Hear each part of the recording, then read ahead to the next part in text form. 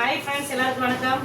இன்னைக்கு நம்ம மதிய லஞ்சுக்கு என்னென்ன செய்ய போறோம் அப்படின்னு பார்த்தீங்கன்னா, மண் சட்டியில் தண்ணி அளந்து வச்சிருக்கேன். இதில் அரிசி போட்டு சோறு வடிக்க போகிறேன். இப்போ அடுப்பு வந்து எரிஞ்சுக்கிறதுக்கு தண்ணி ஊற்றி காய்ச்சிக்கிறதுக்கு இந்த தண்ணி காயவை நம்ம அரிசி ஊற போட்டுருக்கோம், சாப்பாட்டு அரிசி. இந்த அரிசி ஊறினதுக்கப்புறம் அரிசியை போட்டு சோறு வடிச்சிக்கலாம். இதில் இன்னைக்கு நம்ம சோறு வச்சு சாப்பிட போகிறோம். அதுக்கடுத்து பார்த்தீங்கன்னா குழம்பு என்ன செய்ய போகிறோம் அப்படின்னு பார்த்தீங்கன்னா, முருங்கைக்காய், நூக்கல், பச்சை மச்சம் எடுத்து வச்சிருக்கேன்.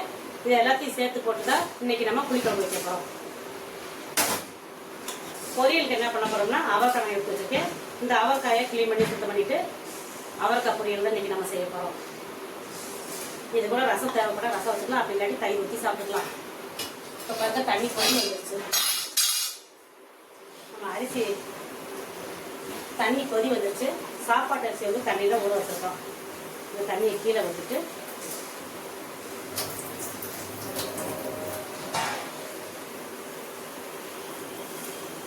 இந்த அரிசி எதுவும் சேர்த்துக்கலாம்.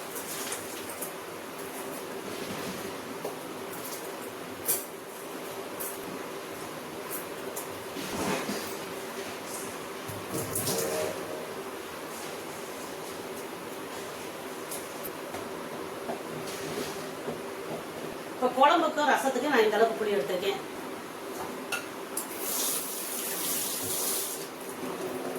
ஃபஸ்ட்டு புளியை தண்ணி ஊற்றி நல்லா அலசி அந்த தண்ணியை கீழே ஊற்றிடலாம். அதுக்கப்புறம் நல்லா ஊற்றி இந்த புளியை ஊற வச்சிடலாம்.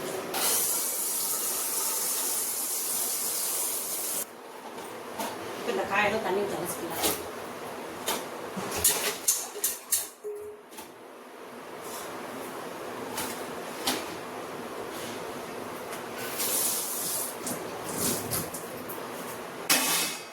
நம்ம மச பயிரை ஊற்றி கொடுக்கலாம்.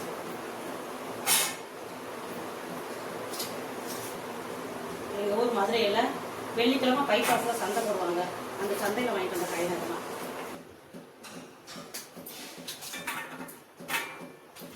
பச்சை மச்சம், முருங்கைக்காய், நூக்கெல்லாம் போட்டு புளிக்குழம்பு வைக்கிறப்ப இந்த புளிக்குழம்பு சாப்பிட்றதுக்கு ரொம்ப டேஸ்ட்டாக சூப்பராக இருக்கும். பருப்பு நல்லா சதை பிடிச்ச காயாக பாருங்க. பருப்பு நல்லா குண்டு குண்டு இருப்பாங்க. இதில் சதை நிறையா இருக்கும். அதனால் நாட்டு பச்சை மச்சம் இது சாப்பிட்றதுக்கு ரொம்ப டேஸ்ட்டாக சூப்பராக இருக்கும்.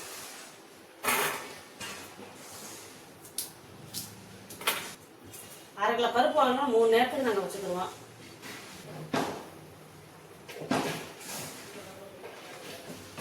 இந்த சாதத்துக்கு தேவையான உப்பு போட்டுக்கலாம்.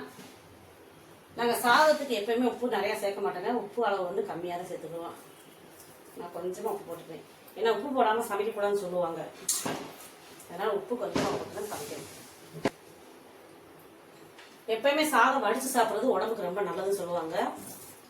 நானே பார்த்தீங்கன்னா குக்கரில் தான் பெரும்பாலும் வச்சு சாப்பிடுவோம். எப்பயாவது ஒரு நாளைக்கே சாதம் வடித்து சாப்பிடுவாங்க. சரி, இனிமேல் அடிக்கடி சாதம் வடித்து சாப்பிட்ணுன்னு ஒரு ஐடியா பண்ணியிருக்கேன். பார்க்கலாம். உடம்புக்கு நம்ம காயெல்லாம் கட் பண்ணியாச்சு பாருங்க. பச்சை மச்சம் நம்ம இந்த அளவுக்கு எடுத்து வச்சுருக்கோம். இது வந்து நாட்டு மச்சங்க. பச்சை மச்சம் வந்து நல்லா குண்டு குண்டுன்னு சூப்பராக இருக்குது. இந்த பச்சை மச்சம் 1 கிலோ 80 ரூபா சொன்னாங்க. 40 ரூபான்னு அரை கிலோ வாங்கினாங்க. அரை கிலோ வாங்கி 3 நான் பிரித்து வச்சுருவேன். இந்த அளவுக்கு 3 நான் பிரித்து வச்சுருக்கேன். முந்தனத்து பாவக்காய், பச்சை மச்சை, நூக்கல்லாம் போட்டு ஒரு புளிக்குழம்பு வச்சு சாப்பிட்டா ரொம்ப சூப்பராக இருந்துச்சு. இன்னைக்கு பச்சை மச்சை, நூக்கல், முருங்கைக்காய் போட்டு புளிக்குழம்பு வைக்க போகிறேன். அதுக்கடுத்து அவரைக்காய் பொரியல் செய்ய போகிறேன். இந்த அவரைக்காயும் கழுவிட்டு சுத்தம் பண்ணி கட் பண்ணி வச்சுருக்கேன் பாருங்கள். இந்த அவரைக்காய் பொரியல் பண்ணிக்கலாம். இந்த புளிக்குழம்புக்கு வதக்கி அரைக்கிறதுக்கு ஒரு 5-6 வெள்ளைப்பூடு, சின்ன வெங்காயம் 5-6 வெங்காயத்தை எடுத்து கட் பண்ணி வச்சுருக்கேன். கொஞ்சம் கருவேப்பிலை, தேங்காய் வந்து இந்த அளவுக்கு நான் எடுத்துருக்கேன். இப்போ இந்த கரண்டிலேயே நம்ம இந்த வெங்காயத்தை வதக்கலாம். கருவேப்பிலை கொஞ்சம் எடுத்து வச்சுருக்கேன், அதை போட்டுக்கலாம். சின்ன வெங்காயம் 5-6 வெங்காயத்தை எடுத்து கட் பண்ணி வச்சுட்டு அதையும் சேர்த்துக்கலாம். அதுக்கடுத்து பார்த்தீங்கன்னா 5-6 வெள்ளைப்பூடை தான் ஊற்றி வச்சுருக்கேன். இந்த வெள்ளைப்பூடையை போட்டுக்கலாம். இது கூட கொஞ்சமாக சோப்பு போட்டுக்கலாம். இந்த டீஸ்பூனில் 1 டீஸ்பூன் அளவுக்கு எண்ணெய் ஊற்றிக்கலாம். சமையல் எண்ணெய் கொஞ்சம் ஊற்றிக்கலாம். இப்போ ஸ்டவ்வை ஆன் பண்ணி இதை வதக்கலாம். தேங்காவை கட் பண்ணி லாஸ்ட்டாக இது கூட சேர்த்து அரைச்சிக்கலாம். வெங்காயம் வெள்ளைப்பூலாம் கொஞ்சமாக சேர்த்ததுனால இந்த கடையில் வச்சு நான் சேர்த்துருக்கேங்க. நிறையா சேர்த்தோம்னா கடாயில் வச்சு தான் நான் வதக்கி தான் செய்வேன். குழம்பு வந்து நான் கொஞ்சமாகவே வைப்பேன், அதனால கொஞ்சமாக சேர்த்துருக்கேன். 2 நிமிஷம் 3 நிமிஷம் இந்த மாதிரி வதக்கினா கரெக்டாக இருக்கும். அதுக்குள்ளே இந்த தேங்காயை நம்ம கட் பண்ணிக்கலாம்.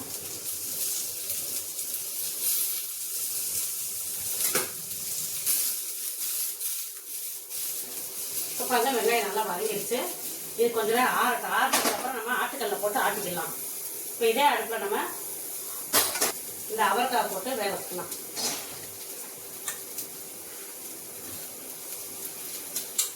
தண்ணி கொஞ்சமாக தெளிச்சு விட்டோம்னா ஊற்றிக்கலாம், ரொம்ப ஊற்ற வேண்டாம். தண்ணி கொஞ்சமாக ஊற்றிக்கலாம். இந்த காய்க்கு தேவையான அளவு கல் உப்பு போட்டுக்கலாம். ஒரு 1/2 டம்ளர் அளவுக்கு நான் தண்ணி ஊற்றிருக்கேன். மூடி வச்சுக்கலாம். ஃப்ளேம் வந்து நான் மீடியம் ஃப்ளேமில் தான் வச்சுருக்கேன், வேகட்டும்.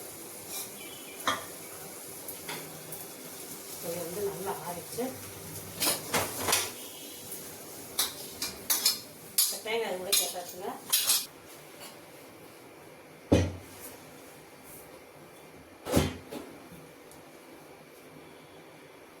ஆட்டுக்கெல்லாம் நம்ம தூக்கிட்டு வந்தாச்சு. இப்போ நம்ம வதக்கி வச்சிருக்கிறது நல்லா ஆறிடுச்சு. இதை இதை போட்டு ஆட்டிக்கலாம்.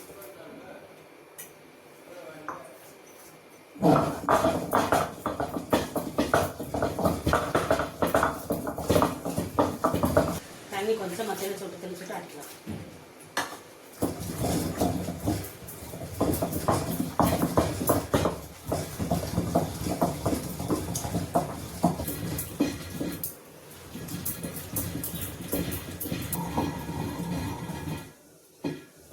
பாருங்க, இந்த அளவுக்கு நல்லா நைஸாக ஆட்டியாச்சு. ரொம்ப நைஸ் ஆட்ட வேண்டாம், கொஞ்சம் தொக்காக இருந்தால் பரவாயில்ல. மசாலாவும் இந்த அளவுக்கு ஆட்டி எடுத்தாச்சுங்க. இதை எடுத்துக்கலாம். இப்போ காய் வந்துச்சு, அவரைக்காய் வெந்துருச்சு. இதில் உள்ள தண்ணியும் வற்றிடுச்சு. இப்போ ஸ்டவ் ஆஃப் பண்ணிக்கலாம்.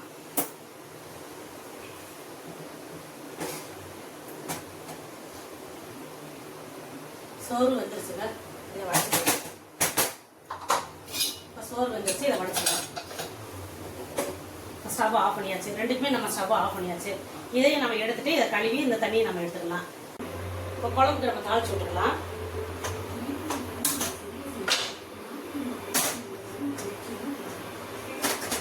இப்போ தாளிக்கிறதுக்கு நம்ம எண்ணெய் ஊற்றிக்கலாம். நம்ம சமையலுக்கு எந்த எண்ணெய் யூஸ் பண்ணுறோமோ அந்த எண்ணெய் 3 ஸ்பூன் அளவு ஊற்றிக்கலாம்.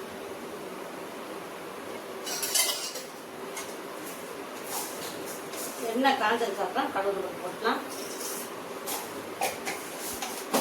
இப்போ நம்ம போட்ட கடுகு பருப்பு நல்லா பொரியட்டும். தண்ணியில் ஊற வச்ச புளியை காய்ச்சிக்கலாம்.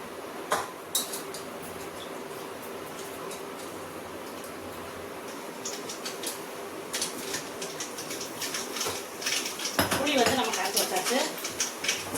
இப்போ எண்ணெயில் போட்ட கடுகு பருப்பு நல்லா பொரிஞ்சிருச்சு. அதுக்கப்புறம் கருவேப்பிலை, சின்ன வெங்காயம்லாம் கட் பண்ணி வச்சுக்கலாம். இதை போட்டுக்கலாம்.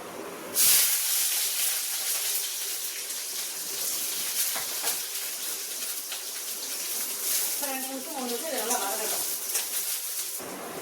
இப்போ இந்த குழம்புக்கு 2 தக்காளி எடுத்துக்கேன். இதே கட் பண்ணி இது கூட சேர்த்துக்கலாம்.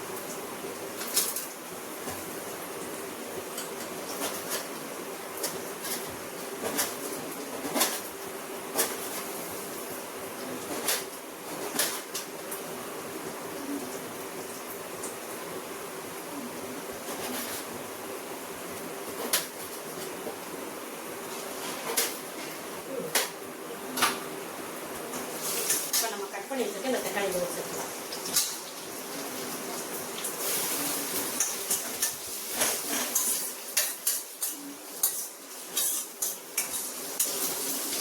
இந்த தக்காளி வதங்கிறதுனால கொஞ்சமாக கல் உப்பு போட்டுக்கலாம். எண்ணெயில் போட்ட வெங்காயம் தக்காளியெல்லாம் ஓரளவுக்கு நல்லா வதங்கிடுச்சு. இந்த சேர்த்துல நம்ம முருங்கைக்காய், பச்சை மிளகாய், நூக்கல் எல்லாத்தையும் போட்டு வதக்கலாம். எல்லாத்தையும் சேர்த்து ஒரு 5 நிமிஷம் நல்லா வதக்கலாம். இந்த ஸ்டேஜில் நம்ம காய்க்கு கொஞ்சமாக மஞ்சள் போட்டுக்கலாம்.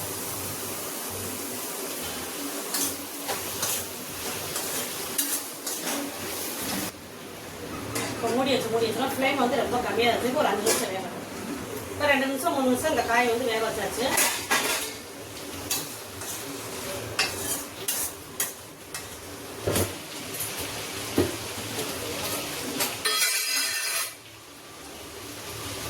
இந்த குழம்புக்கு தேவையான அளவுக்கு குழம்பு தூள் போட்டுக்கலாம்.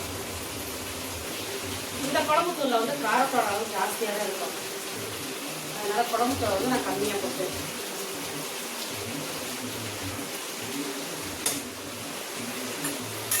நாங்கள் காரம் ஜாஸ்தியாக சேர்க்க மாட்டோம். அதனால் குழம்பு தூள் அளவு கம்மியாக தான் போட்டுருக்கோம்.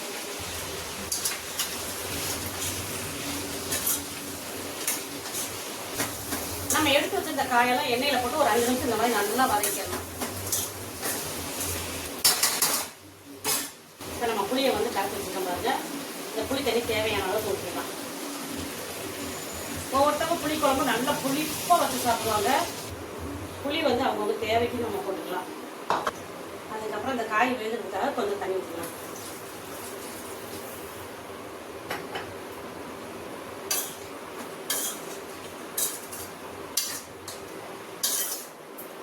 இப்போ மூடி வச்சிடலாம். ஒரு 5 நிமிஷம் வேகட்டும். ஃப்ளேம் வந்து கொஞ்சம் கூட்டி வச்சுக்கலாம். இப்போ வடைச்ச சாதம் எடுத்துக்கலாம்.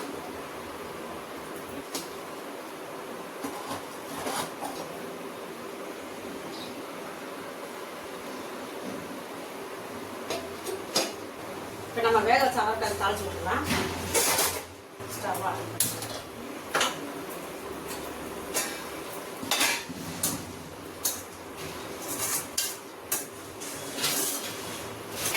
மூடி வச்சு 5 நிமிஷம் நல்லா வெந்துருச்சுங்க. இப்போ நம்ம அரைச்ச வந்து இது கூட சேர்த்துக்கலாம்.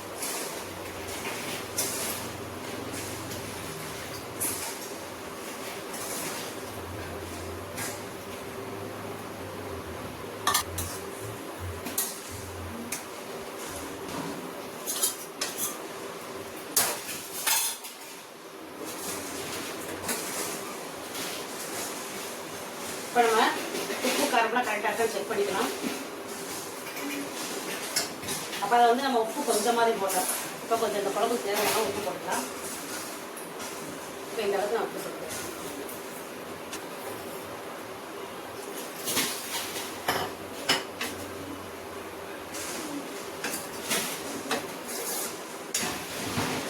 குழம்பு வந்து நல்லா தண்ணியாக இருக்குது. இந்த குழம்பு மூடி வச்சிடலாம். ஃப்ளேம் வந்து மீடியம் ஃப்ளேமில் வச்சுக்கலாம்.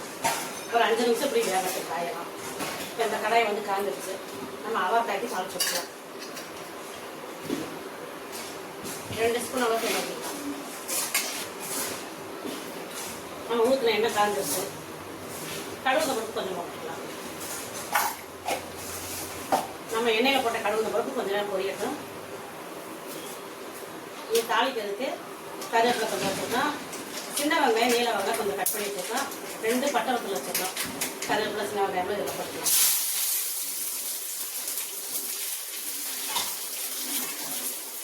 இதிலே 2 பட்டை வத்தல் வச்சுருக்கோம் பாருங்க. இதையும் கிள்ளி போட்டுக்கலாம்.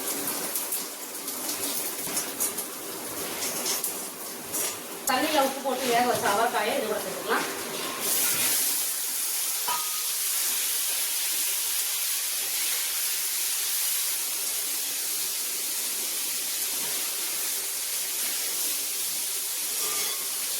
அவரைக்காய் சூப்பராக ரெடி ஆகிடுச்சு. இப்போ ஸ்டவ் ஆஃப் பண்ணிக்கலாம். குழம்பு வந்து காய்ச்சிட்டு கிழங்கு கொஞ்சம் நம்ம சேர்த்துக்கலாம்.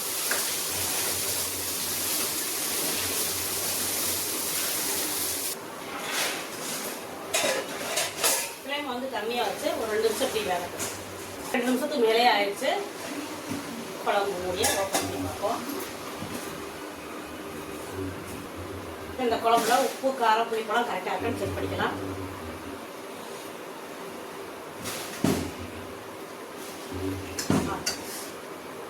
இந்த குழம்புக்கு உப்பு காரம் புளிப்பழம் எல்லாமே கரெக்டாக பக்காவாக இருக்கு. குழம்பு வந்து ரொம்ப ரொம்ப டேஸ்டாக சூப்பராக இருக்கு.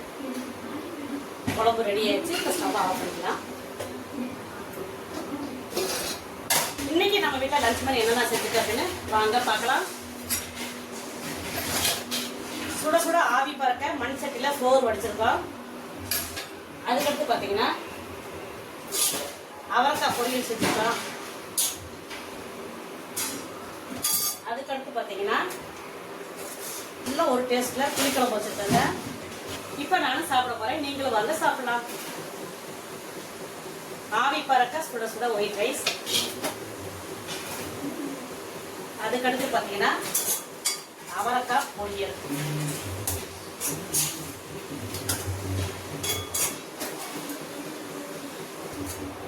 அதுக்கடுத்து பார்த்தீங்கன்னா நல்ல ஒரு அருமையான டேஸ்ட்டில் மணக்க முருங்கைக்காய், நூக்கல்கிழங்கு, பச்சை மிளகாய்லாம் போட்டு புளிக்குழம்பு நல்ல ஒரு டேஸ்ட்டில் வச்சுருக்கோம். இந்த புளிக்குழம்பு இதில் ஊற்றிக்கலாம்.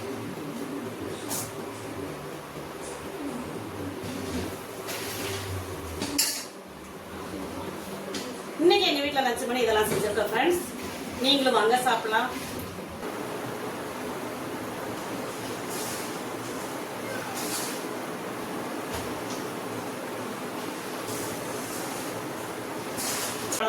இன்னைக்கு நம்ம வீட்டில் லஞ்ச் பண்ணி இதெல்லாம் செஞ்சுருக்கோம். ரசம் வைக்கலாம் சேர்த்தோம், புளி ஊற போட்டேன். ஆனால் ரசம் வைக்க முடியல, நேரம் இல்லை. என்னடா மம்பட்டி சத்தம் மண் சத்தம்லாம் கேட்குதுன்னு பார்க்குறீங்களா? நம்ம வீட்டுக்கு எதிர்த்து வீட்டில் இருக்கிறவங்க வீடை இடிச்சிட்டு வீடு கட்ட போகிறாங்க. அதனால் அந்த வீடு இடிக்கிற சத்தம் தான் உங்களுக்கு கேட்குது. இன்னைக்கு நம்ம வீட்டில் லஞ்ச் பண்ணி என்னென்ன செஞ்சு தப்பிடுவீங்க நீங்கள் கடைசி வரைக்கும் பார்த்துருப்பீங்க.